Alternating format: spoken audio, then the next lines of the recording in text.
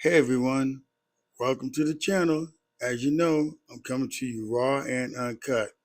And please don't forget to subscribe, like, share, and leave a comment. All right, raw. Okay, let me start off with this. Yes, as you can still hear in my voice, I'm still a little bit sick, but I'm getting over it. But anyway, I'm feeling better. Thank you. So Raw tonight was not actually too bad. I mean, it was pretty decent and stuff. At least in my opinion, it was. You had Triple H coming out and everything. Saying about people having opinions and stuff like that. But he only knows one wrestler that is actually the real true GOAT. And the greatest of all time. In ring, on the mic, personality.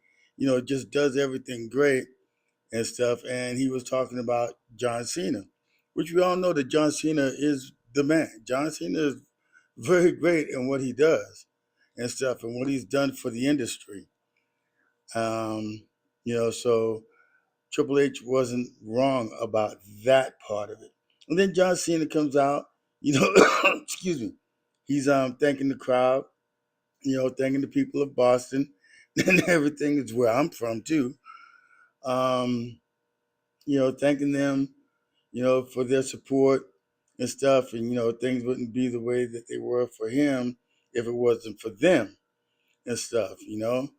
And so then, he says he's going to try to leave the industry, the way that he found it, or even try to make it even better, and that's why basically he's having this tournament and stuff to find out who's going to be be the person that will face him on December 13th, on Saturday Night Main Event for his last match of the year and forever as far as WWE is concerned.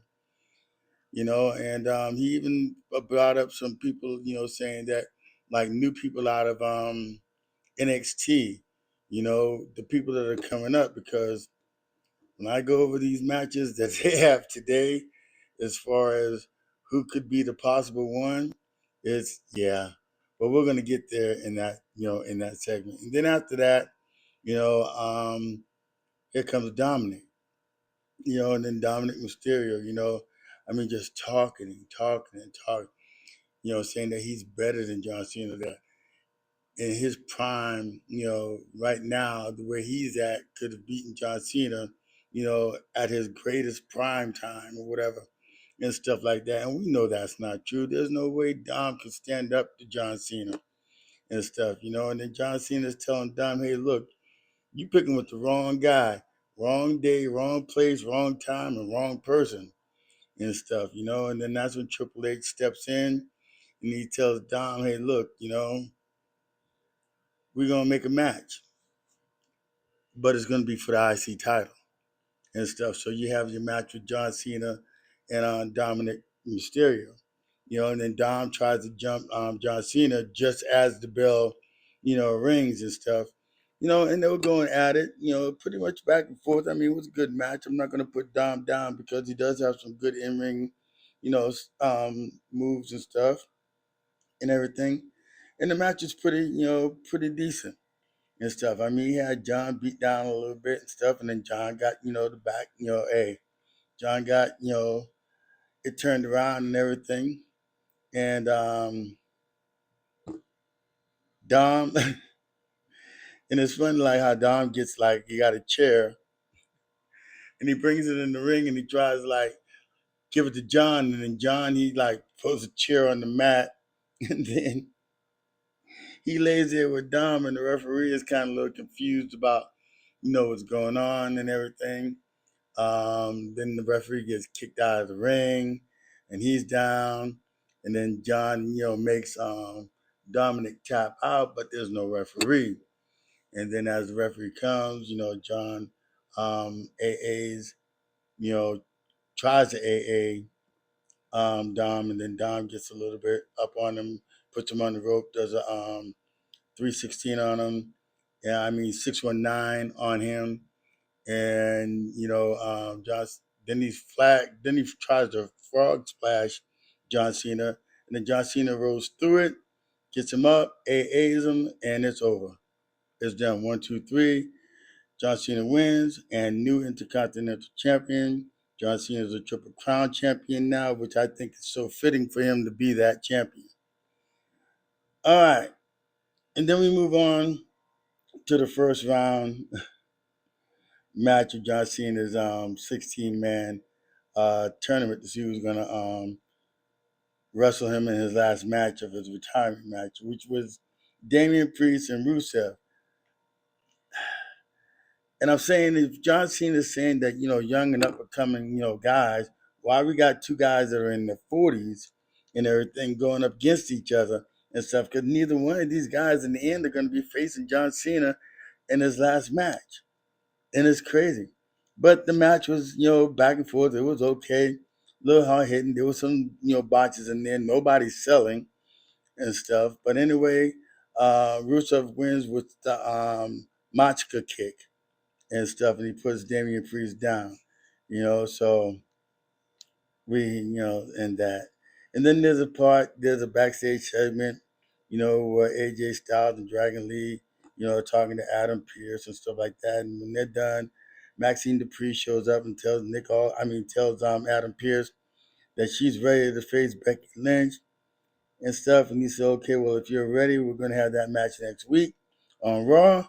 And then all of a sudden, Adam Pearce leaves, and all of a sudden, Becky Lynch punches Maxine Dupree in the jaw, gets in her face, and tells her that she doesn't stand a chance next week, to beat her. But if I'm thinking the way that I'm thinking and stuff, and I'm going to say this, if Maxine Dupree beats Becky Lynch for that title, it's not going to be something clean. It's got to be something stupid. And I'm just hoping that that's not how it goes and stuff. But something is telling me that Maxine Dupree is going to beat Becky Lynch for the women's IC title, which is going to be retarded. It's going to be ridiculous. But anyway, we move on. Then we got CM Punk coming out. He's calling out Logan Paul, saying that Logan Paul sucker punched him and everything. In which he did and stuff. And he said that he wanted to fight Logan Paul, not for the title or anything like that. Let's go for it. And then Logan Paul comes out and everything. He talks his little spiel and everything, and you know how Logan Paul does. And he says, hey, look, I've been, tsunamied, by Bronson Reed. And I guess he said he come to his thoughts and everything, and that if he's not with the vision, then, you're in trouble. So he's rather, I guess, side with the vision and join them, and then they go and they try to get in the ring, they surround the ring. Then all of a sudden, here comes Jey Uso. Jey Uso cuts him off, and they get in the ring and they start to, get ready to start, tussling and everything. Then here comes Cody Rhodes running down and jumps in the ring to join CM Punk and Jey Uso. And then they all go in at each other. It's the big melee, the big fight, and stuff like that. So and go on. But the big question is why is Cody Rhodes joining CM Punk and Jey Uso, to fight Division? It doesn't make any sense. At this point, is because Cody Rhodes is he's a champion. I mean, it's I don't know. I don't know. I'm trying to understand this and stuff. Just make it make sense to me. Is as far as Cody Rhodes being with Jey Uso and CM Punk, but we'll see. And then they had a little backstage thing with Adam Pearce, and then he makes it for War Games. So who's going to be the fourth person? There's usually four people. You know, um, in War Games, it's not 3-on-3; it's usually 4-on-4.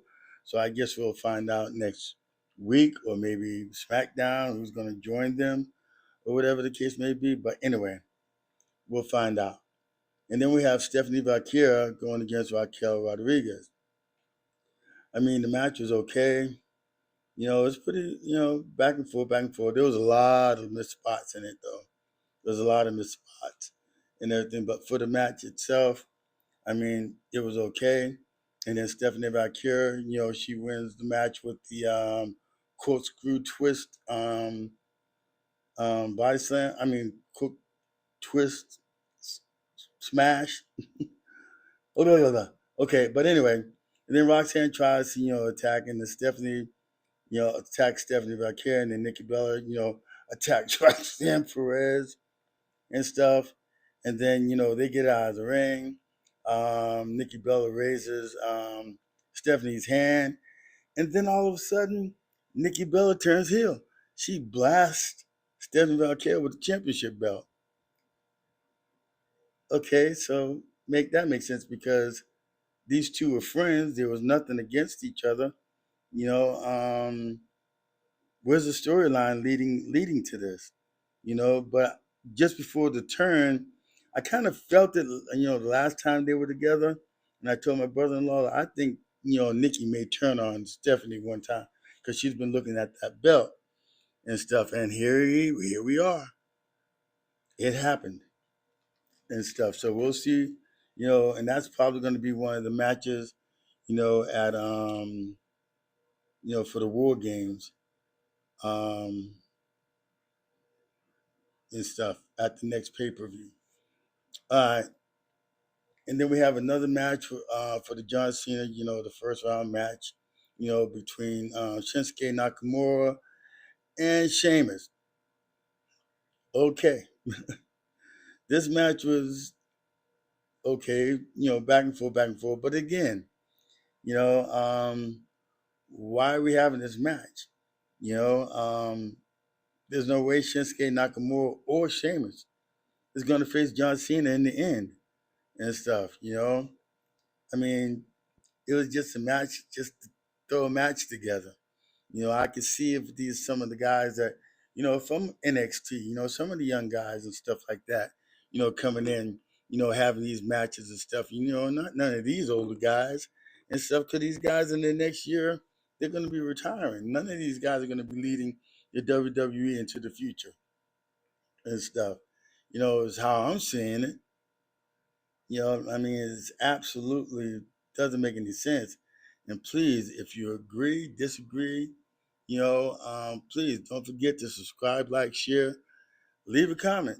Let me know how you're feeling. Let me know how you're feeling. Just talk to me. Leave a comment. All right. And then we have Sheamus with the bro kick that wins that match.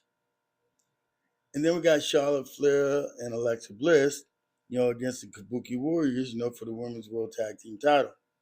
In this match, it was okay. There was again a lot of missed spots, and stuff. It was nothing really written up to this match and stuff. Um, but in the end, the Kabuki Warriors win, just because of the outside interference from Nia Jax and Lash Legend. And then from that, you have Lash Legend and Nia Jax attacking Charlotte Flair and Alexa Bliss, and then the Kabuki Warriors join in on the attack. And as they're beating them down, Io Sky comes out, and everything is to help. For a minute there, she had the little upper hand, and all of a sudden, the numbers, and they started beating up on her. And then all of a sudden, here comes Rhea Ripley. Rhea Ripley's running out and stuff, and she's in there just throwing her, just getting down. So it's they're fighting and stuff.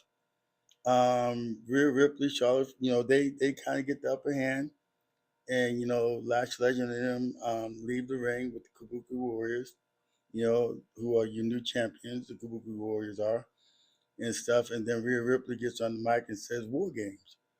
So for I want to say Vengeance, but I don't think that's what it's called. But I can't even think right now. But anyway, for the next pay per view, which is at the end of the month, um, The female War Games are going to be Charlotte Flair, Alexa Bliss, Rhea Ripley, Io Sky against the Kabuki Warriors, Nia Jax, and Lash Legend. Okay. But anyway, this is what we're getting. Everything's kind of more, like I said before, is like predictable and stuff. I don't know. I think I want to try to figure out how to go live and then just try to do this live. But anyway, to get more comment, feedback, and stuff like that. But anyway, please don't forget to subscribe, like, share, leave a comment. Let me know how you're feeling. All right. So thank you for watching. God bless. Deuces. Excuse me. And I'll see you on the next video. Sorry I tried to rush through this, but I had to get through it before all this coughing started. Thank you again.